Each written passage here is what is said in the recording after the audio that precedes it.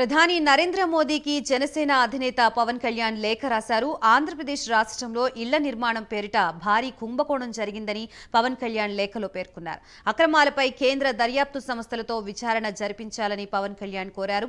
అక్రమాలపై కేంద్ర దర్యాప్తు సంస్థలతో విచారణ జరిపించాలని పవన్ కళ్యాణ్ కోరడం జరిగింది. భూసేకరణ పేరిట 32,141 కోట్ల రూపాయల నిధులు దుర్వినియోగం చేశారని పవన్ కళ్యాణ్ ఆరోపించారు.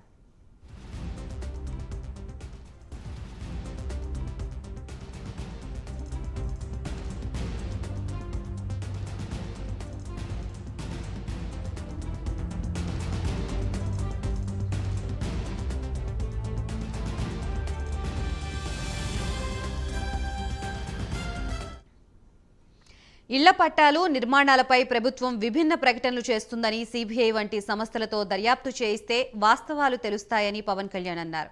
గతంలో నిర్మించిన టిడ్కో ఇళ్లని కూడా పూర్తిగా లబ్ధిదారులకు ఇవ్వలేదని, 6,68,000 టిడ్కో ఇళ్లు పూర్తయితే 86,984 మందికే ఇచ్చారని పవన్ కళ్యాణ్ వివరించారు.